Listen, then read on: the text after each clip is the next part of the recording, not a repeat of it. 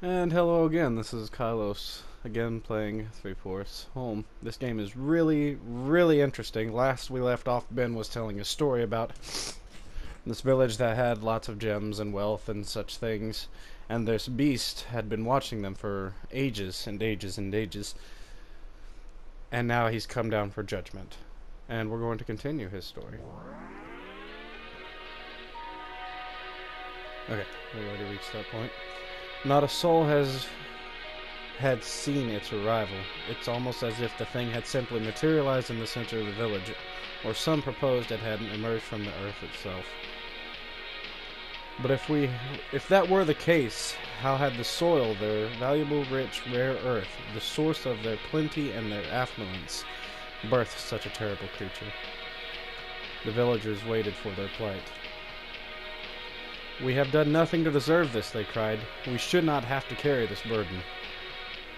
Some were quick to suggest leaving. But where would they go? The villagers decided to stay in their valley. The creature slept and the creature breathed. With each breath its skin rolled, animating the thorny black scales into a rolling obsidian briar. Oh, his detail. He has such details to his writing. It's really good. Really good. But it did not rouse. It did not move. It did not rain terror from the skies, nor did it consume children by the score. Oh. It slept. The people of Yu sent an envoy to appeal to the miners in the mountain or for help. The mountain folk scoffed at the village in her plush furs and gold adornments. "Why should we help you?" they asked. "The beast has come to enact a reckoning, but perhaps we can be convinced." The envoy returned to the village with the miners' demands. They would continue their trade, and perhaps one day the miners would come to their aid. The farmers continued to tend their land. The merchants made their yearly trek up the treacherous trails to collect what little chips of wealth the miners had collected in exchange for the farmers' yield. Year after year, however, there seemed to be a little less. A little less harvest, a little less yellow and blue passed around in the snowy alcoves carved from unforgiving rock. A little less green in the valley, a little less light. This continued for 20 years until the day it began to rain. The people of Yu, or the Trough, watched the clouds roll in, not from the south, whence the clouds usually arrived laden with water from faraway sea, but from the north, where there is but ice and stone and mountain. The rain draped the valley in a dampness that did not relent, but instead crept into every corner. The mountains themselves seemed to sweat and pour water into the valley. The water carried with a quiet rot. The first harvest after the rain began produced a meager crop, and what little could be gathered was black with mold before the merchants had a chance to trade for their yellow and blue. Their livestock fared no better. The animals began developing weeping sores that became infected and killed with a quick fever. That winter, the people of the Trough, or View, watched one another waste away as they began to starve. The envoy was sent back into the mountains to beg for help once more, but found the mines deserted. The people of the View were truly on their own. The next harvest was worse. Every last crop had turned mealy and infested before midsummer. By the end of the season, the last of their livestock were dead. The people of the Trough watched one another descend into a state of hungry madness, devouring the rotting wood, sloughing from their... I can't say that word, excuse me, I'm illiterate! From their homes in slimy heaps, and their fine leather belts that were once held yellow and blue, now sprouting sores of black mold. The villages and its residents were rotting away. A group of villagers approached the beast after the last of their livelihood had perished, slogging through the swamp of waist-high mud to make a plea to the beast. "We are sorry if we have offended you, mighty creature. We offer ourselves to you, in hopes that our sacrifice will satisfy your hunger."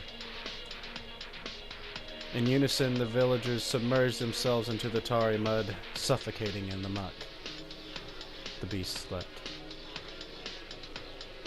As the rains from the north continued in their third year, the few remaining people in the trough began to prophesy about the beast. It had come and brought with great devastation, they could agree. It had brought the rains from the north, and it had brought the rot to the village that would not relent. Squatting in what little remained of their crumbling homes, they dreamt of the day that the beast would be satisfied by their penance. When it would wake and leave their valley and allow them to farm the land, they dreamt of the day that the miners would return, bringing them their precious bits of wealth. The time will come, they said, when the beast will wake from its slumber and spread its wing, reaching from one end of the valley to the other, and with a beat of those mighty wings, it will ascend aloft a squall. Ooh, there's a plane in the way. Oh, that's nifty! Oh, as he's telling the story, there's things going on in the background, and I'm not paying attention to it because I'm reading. And the wind will lift away our rot. The villagers waited for this day to come. A generation came and went, born into the rain and long rotten into the moldy dirt. The few survivors had long abandoned hope that the beast would return to its mountain perch. It was perpetual, a manifestation of their sin. The beast slept. Until it did not. The day the beast awoke, the villagers celebrated. They watched it stretch its long, horrible form into shape, hide, shuddering as it shook the decades of rain from the thorny scales. They sang to the beast as it stood uncertainly and reared on its haunches, unfolding the scarred leather wings from one end of the valley to the other. The time of the beast's departure had finally arrived. The time had come for the cleansing wind. The beast beat its wings, emitting a tired, ugly groan as it lifted from the sodden earth. With a final sigh, it shot high into the air, sending a great gust of wind through the valley and that toppled what dismal dwellings remained haphazardly standing. The valley was wiped clean. The villagers were knocked from their feet by the rush of wind as they struggled upright. They felt the sun on their skin for the first time. They rejoiced, their pale forms dancing a pitiful display of frailty. They could return to the ways of their ancestors. They could know plenty. They planted their first crop before the grass had even greened, with a newfound acuity for the hunger pains that plagued them constantly. But the grass did not wax green, and the crops did not grow. The decades of rain from the north had left the earth poisoned. There was no going back. They wept, convinced that they were doomed by their ancestors' actions, that the beast had punished them for some forgotten guilt. Their rot had been lifted in its place, sterility. Oh, I'd read that wrong. Shame on me. The sun shone, but it was upon new land, a land turned to jagged, unforgiving slate, where perhaps bits of yellow and blue could be scavenged if one dug deeply enough to find a petrified leather belt. That's the end. You remembered all that? I don't have to have it with me to read. Obviously, I remembered it. Did you like it? I did. I genuinely enjoyed it. He's very good. I'll print you a copy. What were you doing at Grandpa's house today? Just visiting. Ooh, it's getting darker and harder to see out there. But there's no one there to visit. I just wanted to see it. Oh. Why didn't you ask if I wanted to go? You were still asleep. You could have woken me up. Ooh. Oh man, it's dark. Dang, it's dark. Did you want to go? Not really. Did you find anything there? Something for you, actually. What is it? A guitar pick. Why would I want a guitar pick? It's cool. I don't think so. We can play together. I don't want to. Okay. You can keep the guitar pick. I don't want it. I will, I guess. Read. Are you crying? No. What? I'm just sad. Is it because that Jesse person kicked you out of your house? Oh, Ben, I don't... Or is it because you had to move back home since you couldn't find a job? Mom and Dad are worried about both those things. They think you were sad because of me. Ben. Okay, Ben. Give me the phone. Kelly's crying, and I want to know why. I know, honey, but let me talk to her, please. Come here, bud. Help me wind up this radio so we can listen to the weather report. Did I do something wrong? Did I do something wrong, Kelly? No, you're fine. Go help Ben. Okay, I'm sorry you're sad. Hey, Kelly, are you okay? I'm fine. I don't believe you. Fuck you, Mom. I would never say that. I don't want to talk to you. No, I don't want to talk to you. Are you close to home? Fuck if I know. I can't see a damn thing. I can't tell. It got really dark. I can't believe the sirens are still going off. This must be the longest tornado warning we've ever had. Oh! I have to share with you a thing. Because I found out I can do this. I can honk! Sorry. Little things like that amuse me. They're saying 2 more have touched down in the mechanical ship. Listen, when you get home, we'll all sit down and have a talk. I think we need it. If I can get home, I'd like that. You really can't tell where you are. 5 miles out, maybe? Okay, make sure you... What's that noise? Kelly, I'm gonna have to let you go.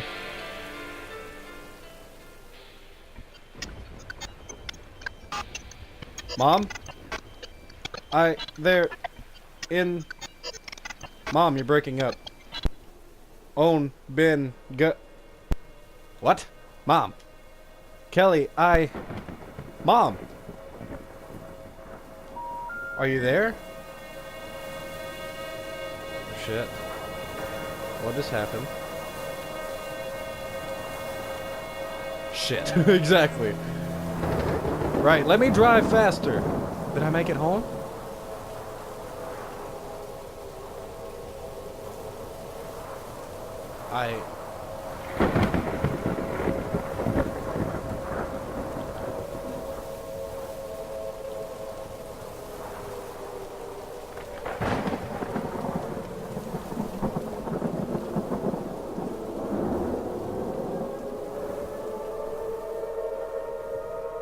What happened?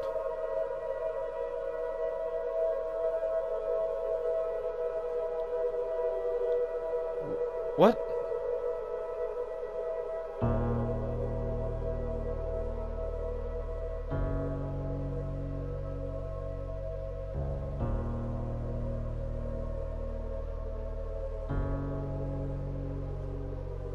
What? What? That's the end?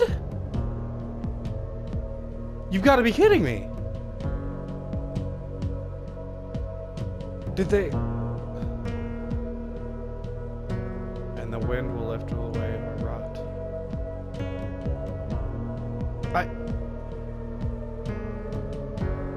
I don't... Did they die? That is not a good place to leave off. Wow. Nah. I see Riley O'Neill. It's not the same person, but I have a friend. Anyway.